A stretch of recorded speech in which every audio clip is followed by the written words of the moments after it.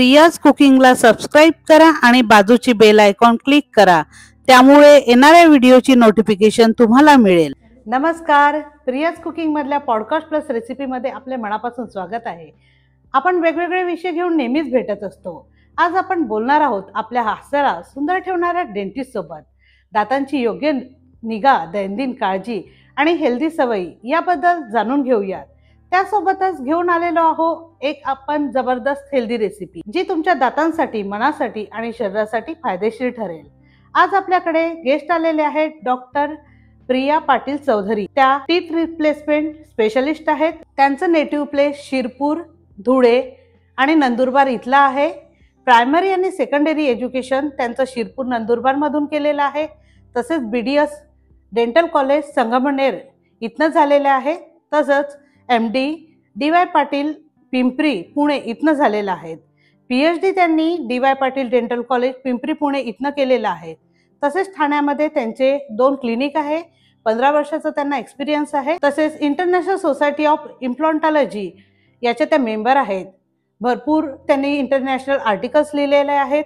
तसेच dental faculty ideal medical college Palghar इथल्या head of department आहे। चला तर मग सुरू करूया आजचा आपला खास episode, healthy smile healthy life. पण व्हिडिओला सुरू करण्याआधी व्हिडिओला लाईक करा, व्हिडिओवर तुमच्या प्रतिक्रिया द्या आणि व्हिडिओ शेवटपर्यंत बघा। त्यांचं स्वागत करूया। हॅलो प्रिया, हाय, कशी आहेस? मस्त। तू मूळची शिरपूर, धुळे जिल्ह्यातली, आणि नेमकं तुला डेंटिस्टच का बनावं असं वाटलं? डेंटिस्ट बनायचा असा तर काही प्लॅन नव्हता। खरं म्हणजे मला डॉक्टर व्हायचं होतं। माझे मामा जनरल फिजिशियन होते, आमच्या गावातले फेमस फिजिशियन होते, आणि त्यांना बघून मला एक प्रेरणा मिळाली होती लहानपणीच की मी पण डॉक्टर व्हावं। सो मला MBBS ला जायचं होतं, पण समहाऊ त्यावेळी मला जो रँक हवा होता तो तेवढा मला मिळाला नाही, आणि त्यामुळे मी ऍडमिशन BDS ला घेतली। आणि मुळात दातांचे एवढे काही प्रॉब्लेम असतात असं मला कधी वाटलं नव्हतं, कारण नॉर्मली मला काही एवढे कधी प्रॉब्लेम आले नव्हते। पण डेंटिस्ट्री मध्ये आर्ट आणि क्राफ्ट आणि सायन्स हे याचा पूर्ण मेल आहे। तर मला मुळात आर्ट आणि क्राफ्टची आवड असल्यामुळे मला ते सूट झालं, मला आवड निर्माण झाली, आणि पुढे मी दात बसवण्याच्या याच्यामध्ये मास्टरी केली। सो ते मला सूट झालं। पण हल्ली आता दातांचे प्रॉब्लेम पण खूप वाढलेले आहेत। ते तर आहे, दातांचे प्रॉब्लेम वाढलेत। तर त्याचं कारण आजकालच्या खाण्यापिण्याच्या पद्धती, भरपूर घाईघाईत खाणं, पूर्ण जे चरवण करायला हवं, भरपूर वेळ देऊन नीट खायला हवं, तर ते अजिबात होत नाही। प्रत्येकाला घाई आहे, धकाधकीचं जीवन आहे, आणि फास्ट फूड आहे, पॅकेट फूड आहे। त्यामुळे त्याच्यामध्ये जे स्टार्च असतं किंवा चावण्यासाठी लागणारा वेळ कमी लागतो, शिवाय फायबर कमी आहे, कार्बोहायड्रेट जास्त आहेत, आणि जेव्हा तुम्ही जास्त अशा पॅकेट फूड वगैरे खातात त्यावेळी बॅक्टेरियाचा अटॅक हा जास्त होतो, आणि त्यामुळे हा ओव्हरऑल, कारण आता तुला आपण बघत असेल की बऱ्याच मुलांना, अगदी नवजात बालकांना सुद्धा,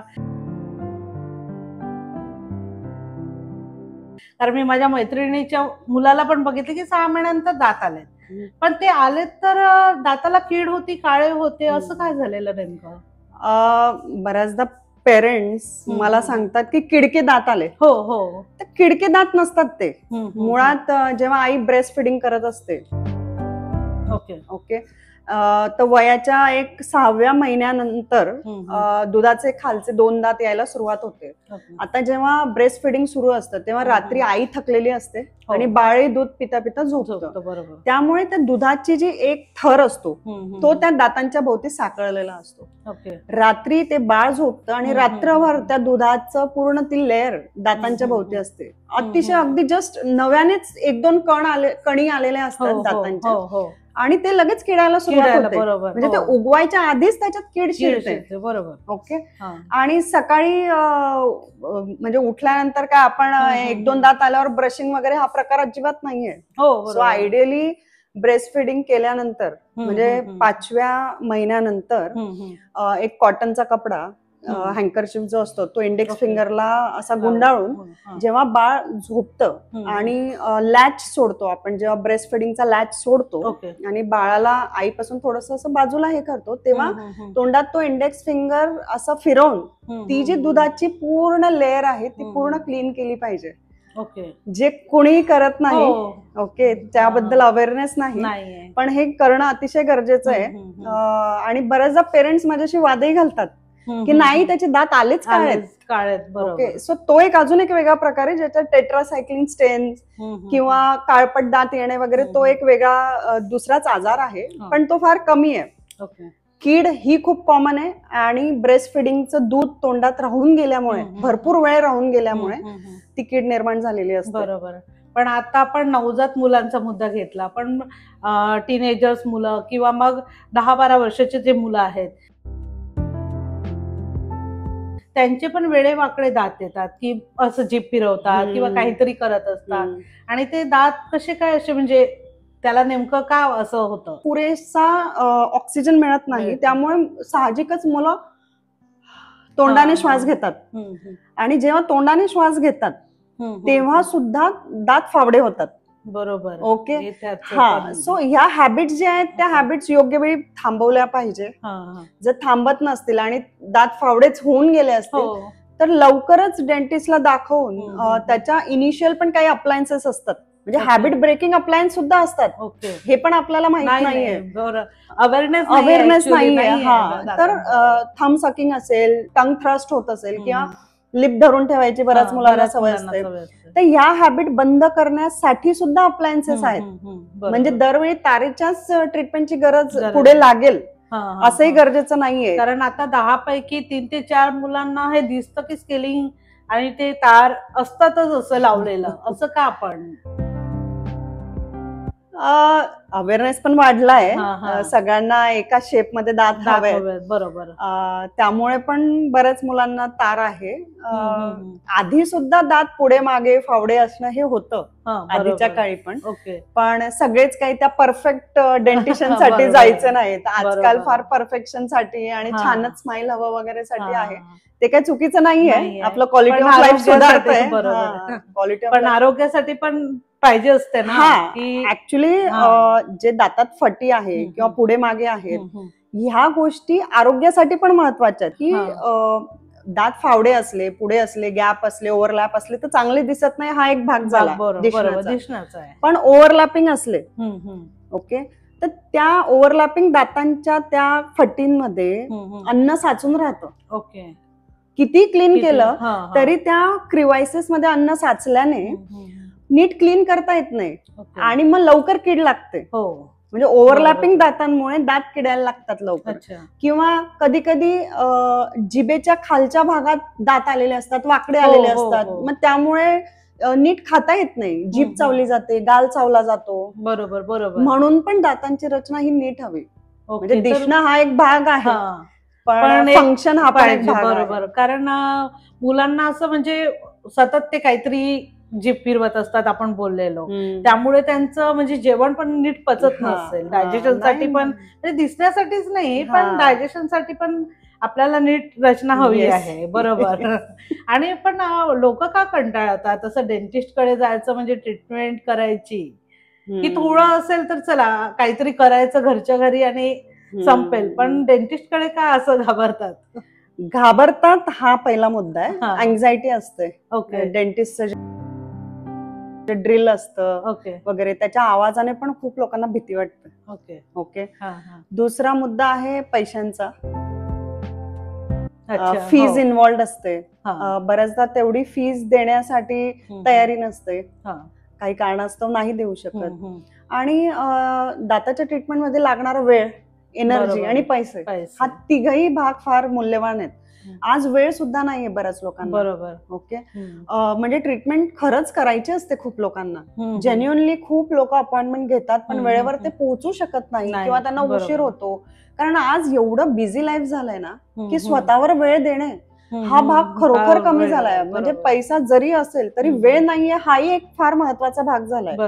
आणि शिवाय दाताची ट्रीटमेंट करत असताना जो सिग्निफिकंट अमाऊंट ऑफ वेळ लागतो, एक व्यवस्थित ट्रीटमेंट जर करून घ्यायची असेल तर तुम्हाला एक डेडिकेटेड व्यवस्थित वेळ द्यावा लागतो आणि तो वेळ दरवेळी देता येतोच असं नाहीये. आणि ज्या एनर्जीने तोंड ओपन ठेवणं, पेशन्स हवा. सो ते पण एक आहे. म्हणजे भीती, पैसे, वेळ, एनर्जी हे असे अनेक फॅक्टर आहेत ज्याच्यामुळे कंटाळतात. दातांची ट्रीटमेंट एवढी महाग का? म्हणजे बाकी आपण सर्दी ताप असेल तर 100 रुपये 200 रुपये काहीतरी होतं फीज, पण दातांची ट्रीटमेंट करायला बरंच पैसे जातात. हा, कारण दाताच्या ट्रीटमेंटसाठी लागणारं मटेरियल ओके जर चांगलं मटेरियल, इम्पोर्टेड ऑथेंटिक मटेरियल जर वापरत असतील डेंटिस्ट तर डेफिनेटली ते महाग असतं. महाग म्हणजे मी म्हणेल ते वर्थ असतं. त्याची एक प्रत्येक क्वालिटीची एक प्राइस असते. ओके. आणि दात हा एक असा अवयव आहे जो कायम पाण्यात आहे, थुंकीत आहे. बरोबर. ओके. आणि कायम त्याच्यावर दाब येतोय. बरोबर. ओके. आपण दिवसातून कमीत कमी 2-3 वेळा खातो आणि सतत ते दाबले जात आहेत. त्याचं वेअर अँड टिअर कायम होतंय. ओके. आणि सतत पाण्यामध्ये राहिल्यामुळे, ओलाव्यामध्ये राहिल्यामुळे एक उत्तम चांगल्या मटेरियलची ट्रीटमेंट केली तर नक्कीच ती लॉंग टर्म राहते. सो हे जे मटेरियल इन्व्हॉल्ड आहेत, दातांचे इक्विपमेंट्स, आर्मामेंट्रियम, इन्स्ट्रुमेंट्स, गॅजेट्स जे आजकाल लागतात, तर ओव्हरऑल यांची जी प्राइस आहे त्या मानाने प्रत्येक डॉक्टर हा आपल्या एक्सपर्टीनुसार चार्ज डिसाइड करतात, फीस डिसाइड करतात. आणि मोर ऑर लेस सगळीकडे डेंटल ट्रीटमेंटचे रेट एका रेंजमध्ये आहेत. आणि ते यामुळे आहेत कारण त्याच्या डेंटल ट्रीटमेंटमध्ये इन्व्हॉल्ड मटेरियल, इक्विपमेंट, इन्स्ट्रुमेंट, त्या डॉक्टरने स्पेंड केलेला वेळ, बरोबर, ओके, एक्सपर्टीचा, हे सगळ्यांचा एकत्रितपणे जर हे घेतला तर ती फीस ते डॉक्टर त्याप्रमाणे ठरवतात. आणि आय फील की आता ते सगळीकडे तसंच आहे. बरोबर. कारण काय होतं, सुरुवात करतात, थोडी कीड लागली आहे ठीक आहे, पण पूर्ण करायला बघत नाही ट्रीटमेंट आणि कंटाळून मग थांबवून देतात की, आणि पण हे नको व्हायला हवं. वेळीच ट्रीटमेंट घ्यायला हवं म्हणजे पुढचा खर्च आणि वेळ वाचतो. बरोबर. हा. आणि डेंटल इम्प्लांट म्हणजे काय नेमकं? इम्प्लांट म्हणजे डेंटल इम्प्लांट हा एक स्क्रू असतो. ओके. टायटॅनियम अलॉयचा एक स्क्रू असतो. आता डेंटल इम्प्लांट सांगण्याच्या आधी मी दाताबद्दल सांगते अगदी शॉर्ट मध्ये. आपला दात असतो जो आपल्याला तोंडात दिसतो आणि त्याला मूळ असतं. ओके. दाताचं मूळ हे हाडात गेलेलं असतं, हिरडी आणि हाडात गेलेलं असतं. सो आता हे जे दाताचं मूळ आहे हे दाताच्या क्राऊनला, म्हणजे जो दिसतो आपल्याला, त्याला सपोर्ट करत असतं. जसं झाड आहे, झाडाचं मूळ हे मातीच्या खाली गेलंय आणि वर झाड उगवतं. जस्ट लाईक दॅट दाताचं मूळ असतं खाली आणि त्याच्यावर दात असतो. सो डेंटल इम्प्लांट हे दाताचं मूळ म्हणून आम्ही वापरतो. ओके. जेव्हा दात पडतात, जेव्हा दात मिसिंग असतात, पेशंटला दात नसतात आणि आपल्याला दात बसवायचे आहेत फिक्स स्वरूपात, अगदी नॅचरल सारखे, तर फिक्स स्वरूपात जर दात बसवायचे असतील तर आधी डेंटल इम्प्लांट टाकला जातो आणि डेंटल इम्प्लांटच्या वर दात बसवला जातो. सो मी म्हणेल की डेंटल इम्प्लांट हे दाताच्या मुळाचं एक स्वरूप आहे, आर्टिफिशियल स्वरूप आहे. डेंटल इम्प्लांट हे दाताचं मूळ आहे आणि मग त्याच्यावर आपण वेगवेगळे अटॅचमेंट लावून दात बसवतो. बरोबर. रोजच्या जीवनशैलीमध्ये दातांची नेमकी काळजी कशी घ्यायला पाहिजे? खूप चांगला प्रश्न आहे हा. फार बेसिक आणि फार गरजेचा आहे. यातच खूप लोक मिस करतात आणि मग नवीन नवीन इश्यू तयार होतात. सो दातांची रोज काळजी कशी घ्यावी? सकाळी उठल्यावर व्यवस्थित ब्रश करावा. 2 ते 3 मिनिटं. ब्रश पण खूप वेळ जोरात असा करू नये. ओके. युट्यूबवर अनेक व्हिडिओ दिलेले आहेत, how to brush your teeth. Okay. त्यामधले तुम्ही काही डिसेंट व्हिडिओज बघून ते एज्युकेशन घेऊ शकतात की कसं दात क्लीन केले पाहिजे. 2-3 मिनिटं पुरेसे होतात. फ्लुरिडेटेड एक चांगलं टूथपेस्ट आणि एक टूथब्रश हा चांगल्या कंपनीचा यूज करून, तुम्हाला कुठल्या ब्रिसलचा टूथब्रश गरजेचा आहे हे तुमचे डेंटिस्ट तुमच्या दातांची कंडिशन बघून सांगतील की तुम्हाला हार्ड टूथब्रशची गरज आहे, मीडियम सॉफ्ट, एक्स्ट्रा सॉफ्ट. तर त्या हिशोबाने तुम्ही एक चांगला ब्रश, एक चांगलं पेस्ट घेऊन सकाळी उठल्यावर सगळ्यात आधी नीट ब्रश करणे. बरोबर. आणि सुरुवात. ओके. आणि रात्री झोप just before going to bed, म्हणजे जस्ट झोपेच्या आधी तुम्ही नीट ब्रश केला पाहिजे. आता हा जो पूर्ण काळ आहे सकाळपासून ते रात्री झोपेपर्यंतचा, त्या दरम्यान आपण ब्रेकफास्ट, लंच, डिनर वगैरे घेतो. ओके. सो दरवेळी आपण जेव्हा एव्हरी मील घेतो, जेवण घेतो, त्यानंतर व्यवस्थित पाणी पिणे, पाणी घेऊन ते नीट स्विश करणे. ओके. म्हणजे साचलेले अन्नाचे कण राहू न देणे. ओके. हा एक मेन भाग आहे. सो रोज दाताची कशी काळजी घेणे, सकाळी उठल्यावर नीट ब्रश करणे, रात्री ब्रश करणे just before going to bed. Okay. आणि दिवसभरात रिकरंट सिप्स ऑफ वॉटर घेत राहणे.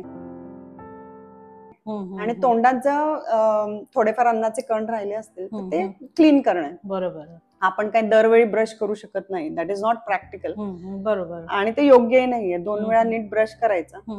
आणि ह्यानंतरही जर तुम्हाला काही आजार उद्भवत असतील किंवा काय, तर तुम्ही डेंटिस्टला दाखवा. पण मला प्रिया हा क्वेश्चन विचारायचा की दातांना तर कीड लागते, पण दाढ ज्या आहेत आपल्या मोस्टली मॅक्झिमम तू बघशील तर 10 पैकी 8 ते 9 जणांना हा प्रॉब्लेम असतो. तर त्याबद्दल तू काय सांगू शकशील? दाढांना कीड लागणे. दाढांना कीड का लागते? म्हणजे पुढच्याही दातांना कीड लागते, पण दाढांना जास्त लागतं. त्याचं कारण दाढा ज्या आहेत त्यांचा वरचा भाग रफ आहे. ओके. ओके. आणि पुढचे जे दात आहेत ते पॉलिश्ड आहे. बरोबर. ओके. पुढून आपण फक्त बाईट करतो, म्हणजे ऍपल घेतलं तर बाईट करू, पण मेन चावणं मागे होतं. ओके. आणि मागे जो रफ सरफेस तो नैसर्गिकरित्याच दिलाय देवाने. मागच्या दाढांचा वरचा भाग हा रफ दिलाय सो दॅट आपण नीट चावू शकू. मग त्या जे रफनेस आहे, ते जे क्रिवायसेस आहेत, त्याच्यात अन्नाचे कण राहून जातात. ते जे नीट क्लीन केले नाहीत तर दाढांना कीड लागते. जबकी पुढचे जे दात आहेत त्याच्यात आपल्या बॉडीमध्ये सेल्फ क्लिन्झिंग मेकॅनिझम आहे. म्हणजे काय, समजा कोथिंबीर किंवा काही राहिलं आपल्या पुढच्या भागात, तर आपण असं करतो आणि ते वॉशआउट होतं. That is self cleansing mechanism. पण दाढांमध्ये मागे जो रफनेस आहे मुळात, त्याच्यावर साचणं हे फार स्वाभाविक आहे. आणि म्हणून दाढा या मेनली किडतात. कारण दाढांनीच मेन खातो पण आपण. बरोबर. ओके. आणि वयानुसार दाताचं आरोग्य कसं बदलतं नेमकं? सो वयानुसार दातांचं आरोग्य हे म्हणजे सुरुवातीला 6व्या महिने आपल्या जो नवजात बालक असतो त्याला खालचे 2 दात येणं सुरू होतं, दुधाचे दात येतात. मग सावकाश काही महिन्याच्या अंतराने बाकीचे दात यायला लागतात. ओके. मग दुधाचे दात हे तुमच्या अशा प्रकारे 1-1.5 वर्षाच्या टाइम पिरियड मध्ये येतात. थोडंफार पुढे मागे सुद्धा येऊ शकतात. त्यामुळे पालकांनी घाबरून जायचं कारण नाही की माझं मूल 1 वर्षाचं आहे, 1.5 वर्षाचं आणि सगळे दुधाचे दात आलेले नाही. So that is fine. प्रत्येकाच्या ग्रोथ स्पर्ट नुसार, ग्रोथच्या स्पीड नुसार दात येतात. पण एक सर्वसाधारण कालावधी असतो की 6व्या महिन्यात बाळाच्या खालचे 2 दात येतात आणि त्यानंतर हळूहळू बाकीचे दात येऊ लागतात. हा झाला दुधाच्या दाताचा भाग. त्यानंतर परमनंट दात म्हणजे मोठेपणीचे दात. दुधाचे दात पडतात आणि मोठेपणीचे दात येतात. सो वयाच्या 6व्या वर्षापासून ओके परमनंट दात यायला सुरुवात होते. इथूनच सुरुवात होते. दुधाचे 2 खालचे दात पडायला लागतात, 1-2 आणि हळूहळू खालचे परमनंट दात यायला लागतात. मग त्यानंतर थोड्या कालावधीत परमनंट दात हळूहळू यायला लागतात. ती एक पर्टिक्युलर सिक्वेन्स आहे ज्याच्यामध्ये दुधाचा दात वर असतो, परमनंट दात खाली असतो. जशी आपली मोत्याची माळ असते तर त्याच्यात छोटा मणी आणि मोठा मणी. सो छोटा मणी जातो आणि मोठा मणी त्याची जागा घेतो. ऍट द सेम टाइम जबडाही हळूहळू मोठा होतो कारण बाळ मोठं होत असतं. ओके. टॉडलर एज मध्ये हळूहळू ग्रोथ स्पर्ट होत असते. आता या सिक्वेन्स मध्ये जर कुठे पुढे मागे झालं, म्हणजे समजा दुधाचा दात पडणं आणि परमनंट दात येणं आणि जबड्याची at the same time growth होणं, याच्यामध्ये जर काही तफावत झाली तर मग दातात फटी येणे, ओव्हरलॅपिंग होणे, दात जिभेकडे येणं, गालाकडे येणं वगैरे प्रकार होतात. अशा प्रकारे वयाच्या 12व्या वर्षापर्यंत तुमचे दुधाचे दात जाऊन परमनंट दात ऑलमोस्ट आलेले असतात. 12 ते 13व्या वर्षापर्यंत ऑलमोस्ट सगळे दुधाचे दात पडलेले असतात आणि परमनंट दात आलेले असतात. तरी बरेच पालकांना मी हे सांगेल, काही पालक फार टेन्शन घेतात की आता माझा मुलगा 12-13 वर्षाचा आहे आणि दुधाचे दात अजून गेले नाहीये, तर तेही घाबरू नका. कधी कधी एखाद वर्ष पुढे मागे होऊ शकतं, सो तशी चिंता करू नका. पण ओव्हरऑल हा एक क्रम आहे की 12व्या वर्षानंतर दुधाचे दात निघून गेलेले असतात. मग त्यानंतर काय पुढे, जर दात पुढे मागे असतील, काही प्रॉब्लेम असतील, फावडे असतील, मग त्यावेळी ब्रेसेसची ट्रीटमेंट घेणं हे ऍक्च्युली 12 ते 14-16च्या वयापर्यंत एक आयडियल आहे, कारण त्यावेळी ना चेहऱ्याची रचनाही बदलत असते. बरोबर. मग त्यावेळी जर ब्रेसेस लावले तर चेहऱ्याच्याही आणि जबड्याच्याही ठेवणीमध्ये फरक पडतो. पण याचा अर्थ हा नाही की ब्रेसेसची ट्रीटमेंट वयाच्या 25-30 नंतर नाही करता येत, ती करता येते. पण हा जो ग्रोथचा पिरियड आहे, जॉ ग्रोथचा, तो युटिलाइज केला तर त्याचे रिझल्ट अजून सुंदर येतात. बरोबर. म्हणजे हे जे मोठे मोठे सेलिब्रिटीज वगैरे आहेत ते त्यांच्या मुलांच्या जॉची एका विशिष्ट पद्धतीने ठेवणी असावी म्हणून बरेच कलाकार तुझ्याकडे ट्रीटमेंट घेऊन जातात. कारण मी पण बऱ्याचदा बघितलं आहे की बरेच जे फेमस कलाकार आहेत तुझ्याकडे येतात आणि ट्रीटमेंट घेतात.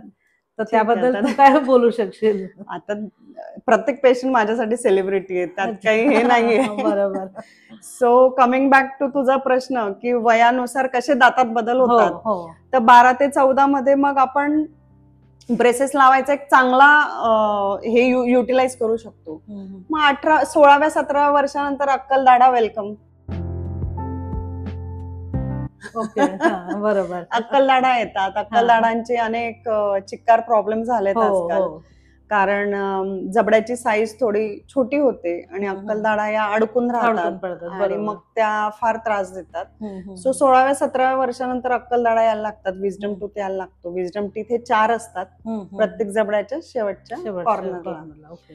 सो त्यानंतर 20, 22, 25 अडल्ट डेंटिशन म्हणतो आम्ही त्याला, म्हणजे प्रौढ दात, परमनंट दात. मग प्रेग्नन्सी, जर स्त्री असेल, प्रेग्नन्सी आणि पोस्ट प्रेग्नन्सी ह्या पिरियड मध्ये हिरड्यांमध्ये बरेच बदल होतात. बरोबर. ओके. कारण जे हॉर्मोनल चेंज होतो स्त्रीच्या शरीरामध्ये, त्यामुळे हिरड्यांमधल्या केमिकल्सचे ही बदल होतात आणि कधी कधी हिरड्या फुगतात, ब्लिडिंग गम्स होतात, रक्त येणं, हे होणं, किंवा कीडचं प्रमाण जास्ती लागणं, हे पण खूप होतं प्रेग्नन्सी मध्ये. बरोबर. ओके.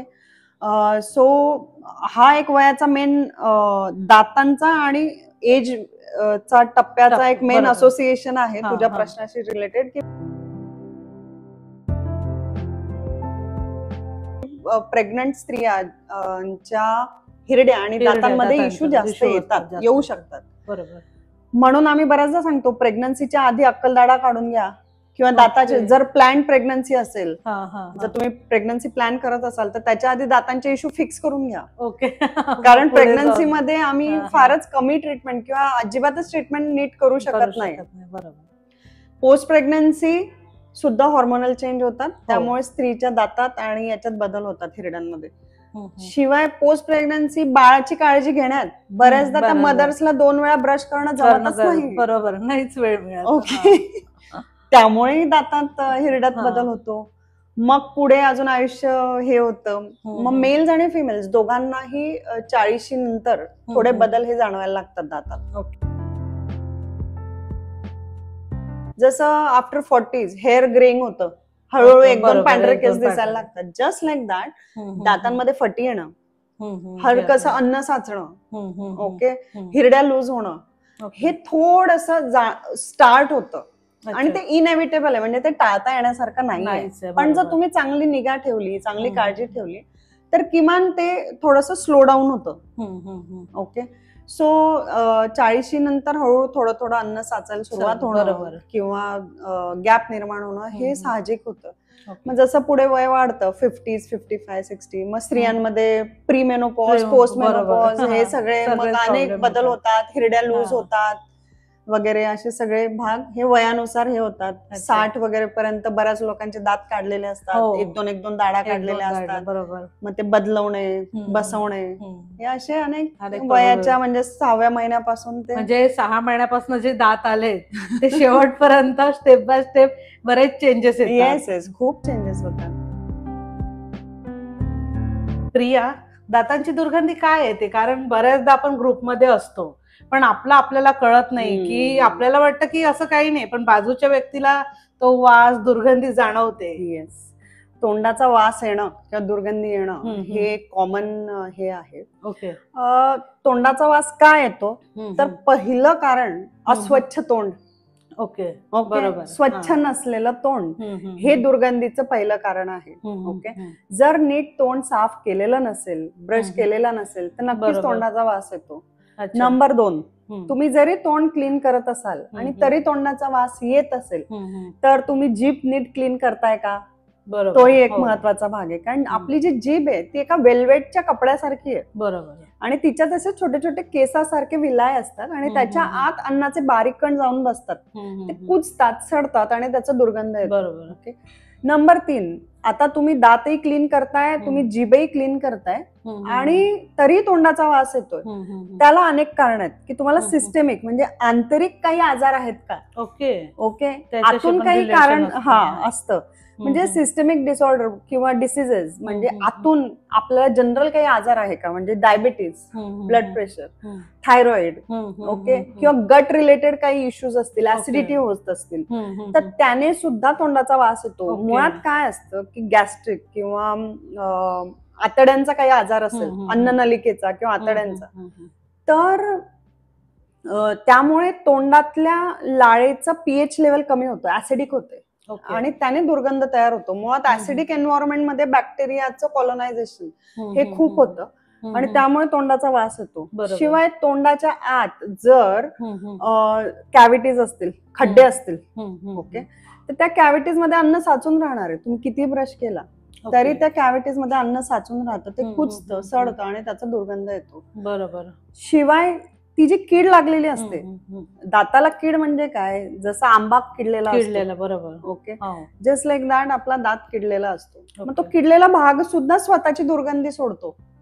अच्छा. ओके. कुजलेला दात पण दुर्गंधी युक्त असतो. ओके. त्यानंतर हिरड्यांचे काही आजार असले, ओके, हिरडीमधून रक्त येणं, पू येणं, पस तयार होणं यामुळे सुद्धा होतो. जर तोंडाच्या आत कुठे छोट्या मोठ्या इन्फेक्शनच्या गाठी असतील तर त्याने वास येतो. बरोबर. याशिवाय आता आपण काय पाहिलं की दात स्वच्छ नसतील तर वास येतो, जीभ नीट स्वच्छ नसेल तर वास येतो. जर तुम्हाला आंतरिक काही आजार असेल, डायबिटीज, थायरॉइड, गट रिलेटेड काही इश्यू असतील तरी वास येतो.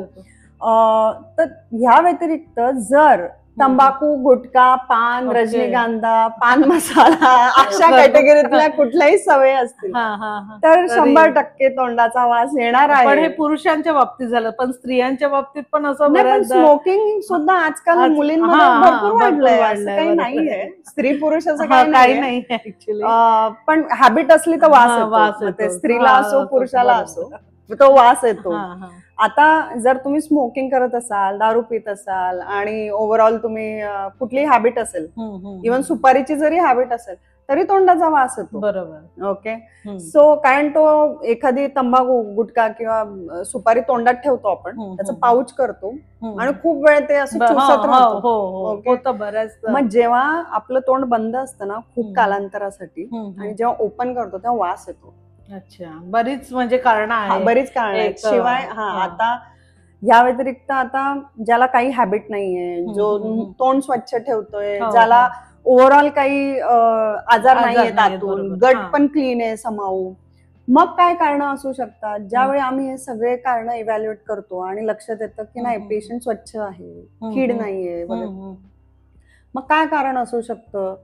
मग अजून एक कारण आहे की असं काही त्यांच्या तोंडामध्ये प्रोस्थेसिस म्हणजे खोटे दात बसवलेले आहेत का, की ज्याच्या खाली अन्न जाऊन साचतंय. ब्रिज वगैरे असतात, ब्रिज म्हणजे कनेक्टेड दात, मग कनेक्टेड खोटे दात असतात, मग त्याच्या खाली अन्न जाऊन साचतं. जुन्या कॅप असतात, त्या कॅपच्या खाली जर सो त्या कॅपच्या खाली जर गॅप असेल तर तिथे अन्न जाऊन साचतं. ओके. मग त्याचा वास येतो. बरं, आता हे सगळे कारण झाले तरीही वास येतो. बरोबर. ओके. आहेत बऱ्याच म्हणजे स्वतःला कळत नाही ना. तोंडाचा वास येतो हे म्हणणारे अनेक पेशंट येतात. ओके. मग त्याचं कारण शोधताना आम्ही एक एक एक्सक्लूड करत जातो. की अच्छा हे नाहीये, हे नाहीये, हे नाहीये.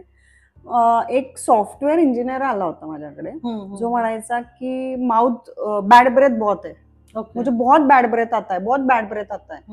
तर ते बॅड ब्रेथ मी बऱ्याच त्यांना प्रश्न विचारले, हे सगळे काही टेस्ट करून घेतल्या ब्लडच्या वगैरे. त्यानंतर माझ्या लक्षात आलं की ते महाशय पाणी फार कमी प्यायचे. ओके फार कमी पाणी प्यायचे. आणि मग सगळ्या हिस्ट्री घेतल्यानंतर सगळ्यात शेवटी त्यांनी मला सांगितलं की हा थोडा पाणी तो मैं कम पिता हूं. सो असं नाही चालत. ते जे होते पेशंट माझे, ते बराच वेळ कम्प्युटर समोर बसून राहायचे. ओके आणि तंद्री लागायची त्यांची. अनेक तास सॉफ्टवेअर इंजिनियर खूप डोळे आणि कॉन्सन्ट्रेशननी काम करतात. बरोबर. आणि ते पूर्ण काम करत असल्याच्या नंतर जेव्हा ते तोंड ओपन करायचे, बाजूच्या डेस्कवाल्यांना वगैरे वास यायचा, असं त्यांचं हे होतं. ओके मग मी त्यांना विचारलं की तुमच्या जेवणामध्ये काय काय पदार्थ असतात, कसे हे असतात वगैरे.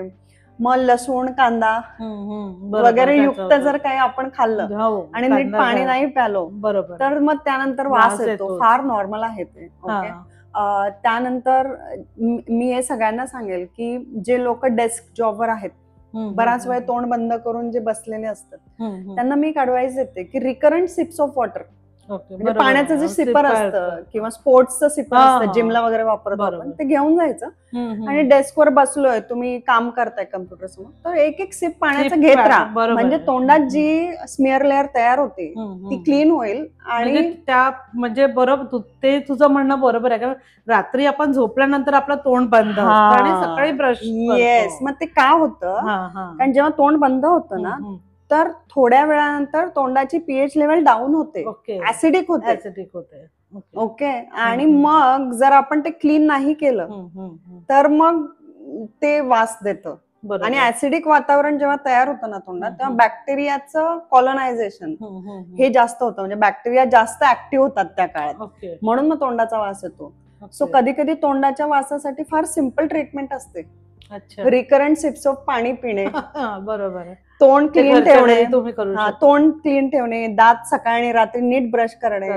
त्यानंतर जीभ जी आहे, काही लोक जीभ क्लीन करा म्हटलं तर टंग क्लीनर घेतात आणि जोरात अग्रेसिव्हली करतात, तर ते नको करायला. जीभ हा अतिशय नाजूक अवयव आहे, त्यामुळे जिभेला अग्रेसिव्हली क्लीन करू नका. जिभेला क्लीन करण्यासाठी एक प्रॉपर सॉफ्ट टूथब्रश घेऊन तो जस्ट अशा अलगद पद्धतीने क्लीन करा. कारण जीभ जिभेवर वेल्वेट सारखी असते आणि तिला जोर जोरात घासू नका. तिला सॉफ्ट पद्धतीने एका डिरेक्शनने क्लीन करा, ती आपोआप क्लीन होईल. तुम्हाला खूप असं जोर जोरात क्लीन करायची आवश्यकता नाही. जर जुने ब्रिज, कॅप, कवळ्या असतील बरोबर, तर त्यांचाही दुर्गंध सुटतो.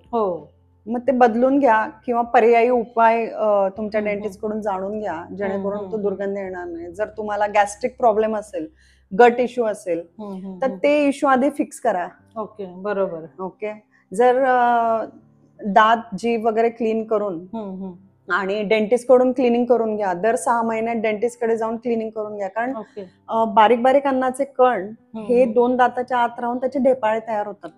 त्याला आपण कॅल्क्युलस म्हणतो. कॅल्क्युलाय म्हणजे स्टोन, कॅल्क्युलस तयार होतो. तर ते अन्नाचे कण आणि आपली थुंकी मध्ये असणारे काही क्षार हे मिक्स होऊन त्या ढेपाळे तयार झालेले असतात.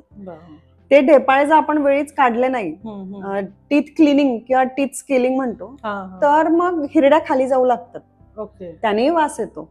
अनेक कारण आहेत तोंडाच्या दुर्गंधाचे. म्हणून दर 6 महिन्याला डेंटिस्ट कडून दात क्लीन करून घ्या.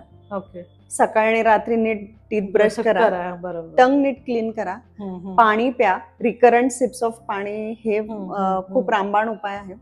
आणि यानंतरही वास येत असेल तर तुम्ही बाकी ब्लड टेस्ट करा, तुमच्या डेंटिस्टला दाखवा.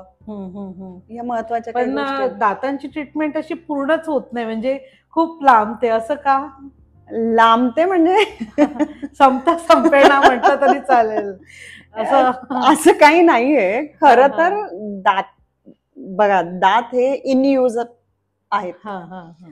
ते एखाद्या गाडीचं टायर आहे तसं आहे. सो एव्हरी डे आपण कमीत कमी 2 ते 3 वेळा जेवतो, खातो. सो ते एव्हरी टाइम यूज होणारी गोष्ट आहे. ट्रीटमेंट कम्प्लीट होतात असं काही नाहीये.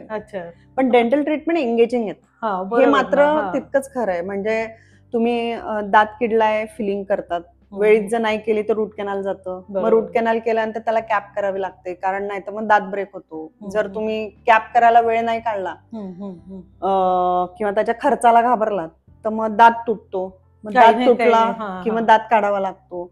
म्हणजे कुठलीही ट्रीटमेंट ही अशी 100% हेच म्हणजे त्यानंतर दुसरं काही उद्भवणारच नाही असं काही नाहीये. आणि शिवाय पूर्ण शरीरामध्येच तो नियम लागू होतो. मला असं वाटतं आज जर एखाद्याला ताप आला आणि औषधं घेतली तर त्या पेशंटनी अपेक्षा करू नये की आज औषध घेतलं म्हणजे आयुष्यभर कधी ताप येणारच नाही. बरोबर.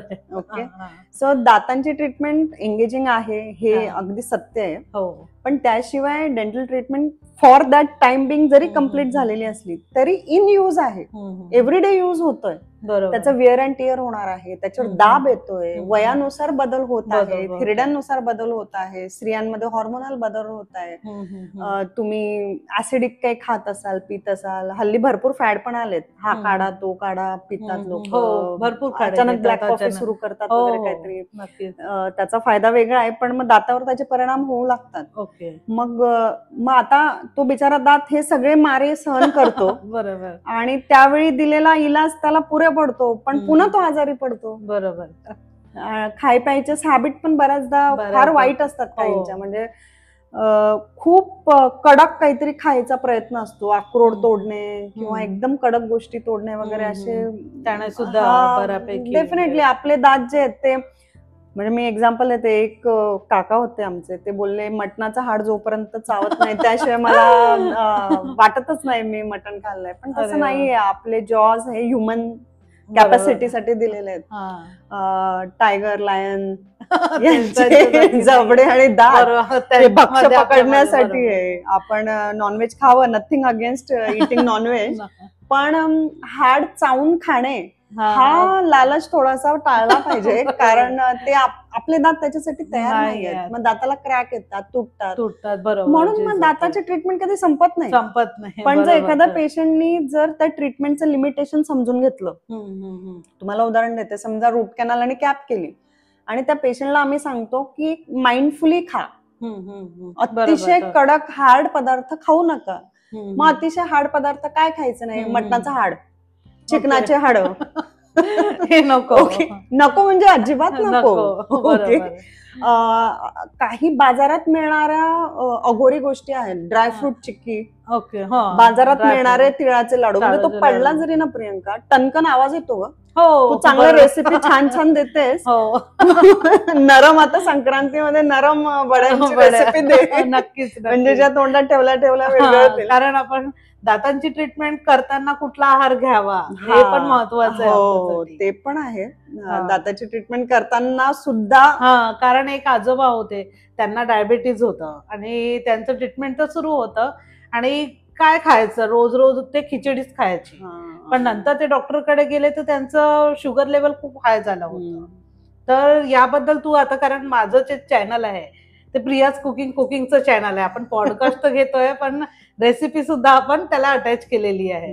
तर प्रियाज कुकिंगच्या चॅनलवर म्हणजे कुठली रेसिपी दाखवणार आहेत आणि या दातांच्या ट्रीटमेंटमध्ये नेमकं कुठला आहार घ्यायला हवा याबद्दल तू काय सांगू शकशील? दाताची ट्रीटमेंट जेव्हा चालते कधी कधी ती लांबते. बरोबर. अपेक्षेपेक्षाही लांबते बऱ्याचदा. त्यासाठी अनेक कारणं असतात. कधी कधी हिलिंग नीट होत नाही, कधी कधी आपल्याला जेवढा वेळ रूट कॅनलला लागणार आहे त्यापेक्षा जास्त वेळ लागू शकतो. कारण दाताची ट्रीटमेंट मुळात करत असताना फार चॅलेंजिंग आहे डेंटिस्टसाठी पण, कारण जीभ आहे, जिभेवर ताबा नाही कोणाचा. बरोबर. हलत्या जिभेमध्ये, त्या लाळेच्या थारोळ्यामध्ये दाताला ड्राय करून त्याची ट्रीटमेंट करताना थोडा वेळ लागतो, चिकाटीचं काम आहे. बरोबर. अशा वेळी कधी कधी फुल माउथ रिहॅबिलिटेशन प्रकार असतात. पूर्ण तू जे सांगतेस ना ते आजोबा, तसे अनेक पेशंट आहेत ज्यांचे ट्रीटमेंट लांबतात आणि त्या दरम्यान त्यांचे हाल होतात. म्हणजे चांगलं खायचं आहे, व्यवस्थित खाता यावं म्हणून ट्रीटमेंट घेताय, पण त्या दरम्यान त्यांचे जे हाल होतात. बरोबर. सो बऱ्याचदा आम्ही टेम्पररी टीथ देतो, टेम्पररी डेंचर देतो किंवा टेम्पररी काही पद्धतीने कॅप देतो, ज्याच्याने किमान जोपर्यंत फायनल ट्रीटमेंट होत नाही तर त्या इंटरिम टाइमसाठी म्हणजे टेम्पररी टाइमसाठी ते खाऊ शकतील. ओके. पण काही पेशंट ते नाही करून घेत. मग त्यावेळी काय तर आहार फार महत्वाचा आहे त्यावेळी. आणि बरेच पेशंट डायबेटिक असतात. डायबेटीज आणि दात मिसिंग असणं याचं फार रिलेशन आहे. ओके. ओके. सो जेव्हा एखादा पेशंट डायबिटीज असतो आणि दात मिसिंग आहे, मग काय होतं की ओल्ड एज लोक बऱ्याचदा डिपेंडेंट पण होतात. सून किंवा मुलगी वगैरे बनवून देत असतं. मग कधी कधी ते लाजतात, हे बनवून दे ते बनवून दे. आणि किचन मध्ये हा सोपी आहे ना, वरण भात खिचडी वगैरे खायला लागतात, एकच एक प्रकारचं खाऊ लागतात. आणि किचन ही अशी गोष्ट जिथे भांडणांचं मेन हे होतं बऱ्याचदा. ओके. प्रत्येकाची वेगळी चॉईस असते. पण बऱ्याचदा वयस्कर लोक मग कॉम्प्रोमाइज करून लाजतात बिचारे आणि आपल्यामुळे कोणाला कष्ट नको म्हणून खिचडी भात असंच काहीतरी खायला लागतात. त्याने काय होतं की ऑलरेडी डायबेटिक प्रोफाईल आहे, त्यात अजून कार्बोहायड्रेटचं प्रमाण वाढतं. बरोबर. ओके. मग शुगर कंट्रोल बिघडतो. ओके. शुगर वाढत जाते. मग आता शुगर वाढते म्हणून मग वेगवेगळे कॉम्प्लिकेशन होतात. ते त्यांच्या फिजिशियनकडे जातात. मग डायबेटोलॉजिस्ट काय करतो, त्यांचा डोस वाढवतो गोळीचा. बरोबर. की तुमचं शुगर कंट्रोल मध्ये यावं. मग डाएट बद्दल डाएट बद्दलही सांगतात फिजिशियन, असं काही नाही. पण आता जी शुगर इम्बॅलन्स झाली आहे ती कंट्रोल करण्यासाठी पण ते काय डाएट घेतात ते माहिती नाही ना त्यांना. ते माहित नाही. ते कधी कळतं जेव्हा त्यांचा इम्बॅलन्स खूप जास्ती होतो. शुगरचा इम्बॅलन्स फार जास्ती होतो आणि एका सर्टन लेवलच्या पुढे गोळीचा डोस नाही आपण चेंज करून देऊ शकत. तेव्हा फिजिशियन बऱ्याचदा त्यांना सांगतात की तुमचा आहार जरा सुधारा आणि दात बसवून घ्या. कारण जेव्हा दात नसतात तेव्हा एकच एक प्रकारचा नरम पदार्थ पेशंट खाऊ लागतो लॉंग टर्म साठी. आणि दात असले तर किमान संतुलित आहार घेऊ शकतात, चावून खाऊ शकतात. दुसऱ्यावर डिपेंडन्सी तेवढी होत नाही. मिक्सर मध्ये दळूनच द्या वगैरे हे प्रकार होत नाही. म्हणून दात बसवणं हे अत्यंत गरजेचं आहे. आता त्या व्यतिरिक्त तुझा जो प्रश्न आहे की दात बसवत असताना जो काही पिरियड आहे त्यामध्ये काय आहार असावा, तर आहार काय असावा तर त्याच्यामध्ये मी खिचडी किंवा वरण भाताच्या अगेन्स्ट नाहीये. पण लिमिट असावी, त्याला एक पोर्शन असावा. शिवाय मी डायटिशियन नाहीये, पण मी काही गोष्टी हायलाइट करू शकते की तुम्ही उकडलेले स्प्राउट मूग असतात, कडधान्य जे आहेत मूग वगैरे इतर कडधान्य आहेत, त्यांना कुकरला थोडी 1-2 शिटी जास्त देऊ शकतात. ओके. आणि त्याची काहीतरी एक पॉटरीज किंवा एखादं सूप 1 बाउल मिल्क वगैरे करू शकतो, 1 पॉट मिल्क करू शकतो, तसं काहीतरी बनवू शकतो. त्याच्यामध्ये भाज्या, गाजर, कॉर्न वगैरे असं टाकून थोडंसं वरून चाट मसाला वगैरे टाकून ते छान एन्जॉय करू शकतात. त्यानंतर ओट्स आहे, क्विनवा आहे, त्याची खिचडी बनवू शकते. नाचणीचं सूप चालतंय? हो, नक्कीच खाऊ शकता. त्याच्या कुठलेही सूप चालतं. त्याच्यामध्ये पालक, मेथी किंवा कुठल्याही प्रकारचे जर लिफी व्हेजिटेबल टाकले तर पेशंटला खायची सटायटी मिळते. कारण एखादी पालेभाजी जेव्हा आपण एखादी वाटी खातो, एक वाटीभर जरी पालेभाजी खाल्ली बरोबर तर आपल्याला एखादी गोष्ट खायचं समाधान मिळतं. बरोबर. ओके. आणि लॉंग टर्म साठी भूक लागत नाही. मग ओट्स आहे, क्विनवा आहे, दलिया आहे. ओके. मग इडली वडा असतो जो सांबार मध्ये बुडवून ठेवलेला असतो, तो नरम होतो. बरोबर. ओके. नरम डोसाज आहेत, अप्पे आहेत, मिक्स डाळीचे अप्पे आहेत, मिक्स डाळीचा ढोकळा आहे. ओके. आता बऱ्याचदा हे बनवायला चॅलेंजिंग असतं, पण आपल्या ज्या खिचडीज असतात दलियाची, क्विनवाची, ओट्सची, हे लगेच होण्यासारखे आहेत, सोपे आहेत. सूप लवकर होतात. ओके. मूग डाळीच्या वगैरे सूप बनवतो किंवा कडधान्याचे सूप असतात.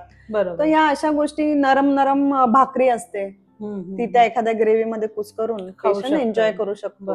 जेव्हा एखादी नाचणीची भाकरी वगैरे खूप वेळ बनवून ठेवतात तर मग ती रबरी होते, ड्राय होतं ते एकदम. मग ज्यावेळी लगेच झाली की दिली तर मग ती छान एन्जॉय करू शकतात. इव्हन चिकन सूप आहे, सॉफ्ट केलेलं चिकन आहे, अंडी आहेत. अच्छा, पर्याय. म्हणजे नॉनव्हेज जे खातात त्यांच्यासाठी हे उत्तम पर्याय आहे. एक्स्ट्रा सॉफ्ट केलेले ग्रिल्ड चिकन आहेत, सॉफ्ट आहेत बेसिकली. अंड्यांचे वेगवेगळे प्रकार आहेत प्रकार आहेत, भरपूर, बरोबर. फुल फ्राय, हाफ फ्राय वगैरे वगैरे. सो ते सगळं पण तू घ्यायला- प्रियाज कुकिंग या चॅनलवर कुठली रेसिपी दाखवणार आहे आपल्या प्रेक्षकांसाठी? हा, मी माझे बरेच पेशंट जे अक्कलदाढ काढली जाते किंवा मायनर डेंटल सर्जरीतून जातात, हा, हा. त्यांना एक ड्रायफ्रूटचा लाडू नक्कीच ऍडवाइस करीन, ओके. जो शुगर फ्री और विथ जॅगरी अशा दोघी ओके. पद्धतीने बनवता येईल. पण हा. आज आपण शुगर फ्री बोलूया, नक्कीच. कारण ते सगळ्यांना लागू पडलं लागू पाहिजे. पडलं आपण पाहिजे. जेव्हा डायबेटिक पेशंट बद्दल पण बोलतोय, हो. तर हा जो लाडू आहे हा सगळ्या प्रोटीन्स आणि बरेच त्याच्यामध्ये विटामिन्स वगैरे असा युक्त आणि चवीला अतिशय छान. आणि अगदी एक लाडू खाल्ला तरी बराच वेळ तुम्हाला समाधान, स्टॅमिना राहील, असं हे सुपर फूडचा एक लाडू आपण बनवूया. नक्कीच. चला आपण किचनकडे जाऊया. येस, चला तर आज आपण बनवूया ड्रायफ्रूटचे लाडू, विदाउट शुगर, विदाउट गुळ, फक्त ड्रायफ्रुट्स आणि थोडं तूप. चला तर ड्रायफ्रूट लाडू बनवण्याच्या रेसिपीकडे वळतो आहे. आणि हे साहित्य आहे: काजू, पिस्ता, बदाम, अक्रोड, मखाणा, अंजीर, मनुके आणि खजूर. थोडी इलायची आहे, तिची नंतर पूड बनवून घेणार आहे. आणि हे शुद्ध देशी घी आहे, तूप आहे. आपण प्रिया हे सगळे रोस्ट करून घेतलेले आहेत का? हा, म्हणजे मी आता काजू, बदाम, पिस्ता, मखाणा आणि अक्रोड हे रोस्ट करून घेतले थोड्या तुपावर. यांना थोडंसं रोस्ट करून घेतलंय. मात्र आता अंजीर, मनुका आणि खजूर हे आपण तुपात गरम करून त्याचा मेन बेस बनवून घेणार आहे. जसं आपण पाक बनवतो एखाद्या गोष्टीचा, तसा याचा बेस बनवून बाइंडिंग येण्यासाठी. येस, तर बाइंडिंग येण्यासाठी. आणि त्यानंतर मग यांना आपण ग्राइंड करून घेऊ, एकदम बारीक नाही. आपण अगदी बारीकही करू शकतो त्या पेशंटसाठी ज्यांना अजिबात दात नाहीये. ओके, पावडर स्वरूपात. किंवा जर तुम्हाला थोडे क्रंची स्वरूपात हवं असेल तर थोडं खरवरीत असं करू शकतो, ओबड असं ग्राइंड करायचं आणि त्या बेसमध्ये टाकून मग आपण लगेच लाडू वळायला घेऊ. आणि मग इलायचीची पूड सुद्धा त्याच्यामध्ये आपण घालूया. ओके ओके, चालेल. तूप घेतलंय 2 ते 3 चमचे आपल्या गरजेनुसार. याच्याने बाइंडिंग चांगलं मिळतं. मुळात तूप हवं, कारण आपण दुसरं काही त्याच्यात गुळ किंवा साखर यूज करत नाहीये. त्यामुळे थोडं 2-3 चांगले चमचे असं तूप घालायचं. अगदी हे लाडू शुगर फ्री आहेत ना? हा, अगदी शुगर फ्री आहे. त्याच्यामुळे बाइंडिंग साठी आपल्याला काहीतरी बेस हवा. ओके. सो आता थोडं तूप गरम झाल्यानंतर याच्यात मी खजूर घातले, अंजीर घातले, मनुके घातले आणि त्याला किती वेळ परतवून घ्यायचं आपल्याला? एक 5 ते 10 मिनिटं. पण ऍक्च्युली तुमच्या ड्रायफ्रुट्सच्या कन्सिस्टन्सीवर पण ते डिपेंड करतं. म्हणजे कधी कधी मी काही ड्रायफ्रुट्स आणते तर ते लगेच त्या तुपात एक जीव होऊन त्यांचा बेस तयार होतो. पण कधी कधी काही ड्रायफ्रुट्स बराच वेळ घेतात. सो आता हे जे अंजीर आहेत हे थोडेसे डीप फ्रीजरमध्ये ठेवले होते, त्यामुळे ते थोडे आता वेळ घेतील असं दिसतंय. पण ठीक आहे, 5-10 मिनिटात होतं हे. आता एक 5 ते 10 मिनिटं, 10 मिनिटं झालेले आहेत. आणि याचा ना असा एक संध, जसा आपला पाक असतो त्या प्रकारे हे असं चिकट हे तयार व्हायला लागतं. तर त्यावेळी आपण समजून घ्यायचं की हा बेस तयार होतोय. आणि हे आता एकमेकाला चिटकायला लागतं. हे अशा प्रकारे मी असं चमच्याचा फोर्स देऊन त्याला प्रेस करते, सो दॅट त्याचा पाक व्हावा एकजीव असा. कारण हा मूळ आपला बेस आहे, हे नरमही आहे आणि तुकडे केलेले असल्यामुळे ते आता एकजीव होतंय. आणि हेल्दी सुद्धा आहे, सगळे ड्रायफ्रूट. हा, आणि याच्यात तुम्हाला हवं असेल तर सीड्स घालू शकता. ओके. आता पंपकिन सीड्स आहेत, सनफ्लॉवर सीड्स वगैरे, अळशीच्या बिया आहेत, फ्लॅक्स सीड्स वगैरे, ते सगळं तुम्ही हे करू शकता. थोडंफार तीळ घालू शकता, सफेद तीळ, काळी तीळ वगैरे, असे अनेक ऑप्शन आहेत. ठीक आहे, आता हा बेस तयार झालेला आहे अशा प्रकारे. आपण या बेसलाही अजून ग्राइंड करून घेऊया, कारण जसं मी सांगितलं की अजिबात दात नसलेल्यांनाही ते खाता येईल. किंवा याची वडी सुद्धा बनवतात, लाडू किंवा वडी, असं दोन्ही प्रकारे आपण. हे बघा, हा असा याचा एक हे बनलाय. बरोबर. ओके. आणि हे करून ठेवले तर कधी पण खाऊ शकतो, कधी ते खराब होत नाही. त्यामुळे फ्रीज मध्ये प्रेफरेबली ठेवा, म्हणजे त्याचं ते स्वरूप तसंच राहील जसा लाडू आपण बनवलाय. सो मिक्सर मध्ये पिस्ता वगैरे सगळं एकत्र करून आपण त्याची पावडर करून घेऊया. हे रोस्टेड आहेत. ओके, ड्राय रोस्टेड की ड्राय रोस्टेड केलेत मी. तुम्ही तुपावर पण करू शकता, कारण आपल्याला मेन बाइंडिंग हवं आहे. याची मी बारीक पावडर करते, कारण आपल्याला विदाऊट दातवाल्या पेशंटसाठी हे करायचं. आणि वेलची सुद्धा यातच टाकते, म्हणजे ती बारीक रोस्ट होईल. नक्कीच. सालीसकट आपल्याला वेलची घालायची आहे. हो, मी सालीसकटच घालते, कारण सालीमध्ये सुद्धा एक सुगंध असतो. अच्छा. आणि तो आपल्याला वापरता येतो.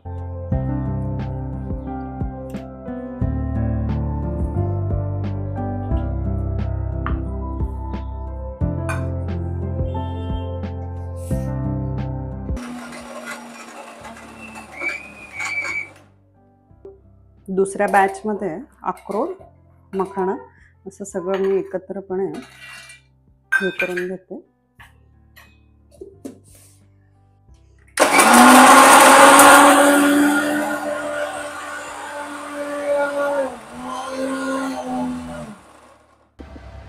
आता याला थंड झाल्यानंतर आपण मिक्सरमध्ये बारीक करून घेऊया. आता आपण हे सगळं जे काही साहित्य आहे हे एकत्र करूया. हे अजून बारीक करायचं असेल तर करू शकतात, पण मी हे थोडंसं करवरीतच ठेवलं आहे, कारण माझ्या मुलांना वगैरे थोडंसं असं करवरीत असं आवडतं. तुम्ही अजून बारीक हवं, जेवढं हवं तेवढं करू शकता. एकत्रित करून हे सगळं साहित्य एकत्र करू शकतो. जेवढं बाइंडिंग हवं तेवढी ड्रायफ्रूटची पावडर तुम्ही याच्यामध्ये टाकू शकता.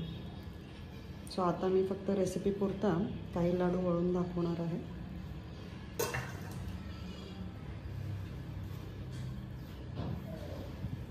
आधी सगळं जिन्नस एकत्र करून घ्या. सगळं काही एकत्र करून हे वॉर्म असतं तेव्हाच जेव्हा आपण लाडू वळतो तेव्हा ते छान व्यवस्थित बांधले जातात. याच्यात वेलचीची जी पूड घातली तिचा किती सुगंध आला. खूप छान असं मस्त सुगंध येतोय अगदी.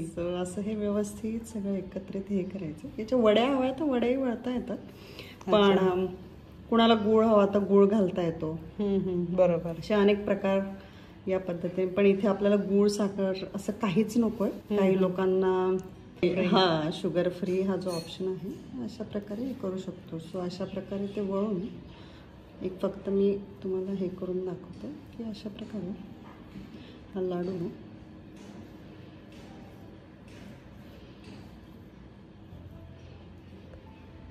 हे असा छान लाडू बरोबर वळू शकतो. हे फ्रीजमध्ये किती दिवस तरी टिकतील? हे भरपूर ऍक्च्युली हे टिकेपर्यंत माझ्याकडे 2-3 दिवसातच फस्त होतात. पण निश्चितच हे 2-3 आठवडे आरामात टिकतात. आणि याच्यात असं आपण काहीच घातलं नाहीये, पाण्याचा अंश नाहीये की ते खराब होतील. त्यामुळे हे छान इव्हन आपल्या मुंबईच्या वातावरणात सुद्धा हे खूप छान पद्धतीने टिकतात, राहतात. इव्हन डबा जे घेऊन जातात आणि जे घाईघाईत जे निघतायत तर त्यांना एक काहीतरी पोषक आहार असा हवा म्हणून 1-2 लाडू तुरंत ते खाऊ शकतात. मुलांना टिफिन पण सुद्धा आपण देऊ शकतो. आता आपण मुलांना बस टिफिन वगैरे जे काही देतो. बरोबर. तर बसमध्ये कसं मुलं बस हलत असते. बरोबर. लगेच तोंडात टाकला की ते छान लाडू हातात घेऊन छान प्रकारे ते असे हे करू शकतात. चालेल. आपण इतर लाडू सुद्धा अशाच प्रकारे वळून घेते. सगळं जिन्नस आता एकत्र झालाय. आपण लाडू तयार करून घेतलेले आहेत. प्रिया, तू खूप छान असे लाडू तयार केलेले आहेत. जरा टेस्ट करून बघते. तू पण घे. मी नेहमीच खाते, नेहमीच घरी बनवत असते. खूप छान. ज्यांचे दात पण काढले आहेत त्यांना सुद्धा चावतील. तर हिरड्या तर असतातच आणि अगदी सॉफ्ट आहे आणि तोंडात टाकतात अगदी छान वाटते. मौसूस असेच झाले. नक्की. खूप छान. तू माझ्या चॅनलवर आलीस आणि तू छान अशी माहिती दिली लोकांना की दातांबद्दल एवढी अवेअरनेस नव्हतं ऍक्च्युली. तुझ्या माध्यमातून आपल्या लोकांना आणि प्रियाज कुकिंगद्वारे सांगता आला की म्हणजे दात म्हणजे काय असतं, कुठलं काय करायला पाहिजे, दाताची दुर्गंधी काय येते. बरेच असं आपण पॉडकास्ट तर घेतला, पण दातांची ट्रीटमेंट सुरू असताना नेमका कुठला पदार्थ खायला हवा ते सुद्धा डॉक्टर प्रिया यांनी दाखवलेला आहे. प्रियाच्या मी क्लिनिकचे ऍड्रेस तुम्हाला डिस्क्रिप्शन बॉक्स मध्ये देते, त्यांचा नंबर सुद्धा मी डिस्क्रिप्शन बॉक्स मध्ये देते. तुम्हाला जर तुम्हाला व्हिजिट करायची असेल तर तुम्ही डिस्क्रिप्शन बॉक्स चेक करू शकता. सो आणि तुझा अनुभव नेमका कसा होता माझ्या चॅनलवर? अप्रतिम. आता मला हे म्हणायचंय की प्रियंका ही खूप कष्टाळू मुलगी आहे. ऍक्च्युली मी तिचा प्रवास तेव्हापासून पाहिला जेव्हा आमचे मुलं अतिशय छोटे होते, म्हणजे बेबीज होते. ते करून एक गृहिणी म्हणून, एक उत्तम गृहिणी आहेच ती, आणि खूप खमंग पदार्थ बनवून ती तिच्या नवऱ्याला आणि मुलांना खाऊ घालत असते. म्हणजे तिच्या चॅनलचा अजून एक फायदा हा आहे की तिच्या घरातल्यांना मस्त रुचकर पदार्थ नेहमी खायला मिळतात. आणि दुसरं म्हणजे ती एक इन्स्पिरेशन आहे गृहिणींना, ज्या गृहिणी असं म्हणतात की आम्ही घरीच आहोत, आम्ही काही करू शकत नाही वगैरे. तर अगदी सिंपल कॅमेरा पासून तिने सुरुवात करून तिने खूप सुंदर पद्धतीने, म्हणजे म्हणतात ना, करते जाओ असं करत करत तिचे अनेक मराठी शोज आले आणि छानपैकी तू ग्रूम झाली आहेस. आणि दोघं मुलं, संसार आणि घरातली सगळी कामं एकट्याने करून कुठलीही मदत न घेता ती आता चॅनल तिचं रन करते. यासाठी तिचं युट्यूबर म्हणून हे जे सक्सेस आहे त्यासाठी मी तुला खूप विशेष देते. आणि ग्रो बिग, मोठी हो. आणि yes, she is an inspiration for many हाऊसवाईफ्स ऍक्च्युअली. थँक्यू. सो म्हणून मी प्रत्येक गृहिणीला सांगेल की तिचं एक उदाहरण घ्या आणि तुम्ही सुद्धा काही ना काही तुमच्या छंदाचं, तुम्हाला काय आवडतं त्या हिशोबाने तुम्ही तुमचं काहीतरी करिअर किंवा आयडेंटिटी बनवू शकता. आता प्लीज प्रियंकाच्या या चॅनलला, प्रियाज कुकिंगला प्लीज लाईक, सबस्क्राईब आणि हाईप करा. थँक्यू. दातांची काळजी घेणं हे फक्त दिसण्यासाठी नाही तर आरोग्यासाठीही फायदेशीर आहे. आपल्या डेंटिस्टच्या टिप्स नक्की फॉलो करा आणि आजची हेल्दी रेसिपी नक्की ट्राय करून बघा. पुन्हा भेटूया नव्या हेल्दी टॉपिक आणि भन्नाट रेसिपी सोबत. तोपर्यंत कीप स्माइलिंग, स्टे हेल्दी.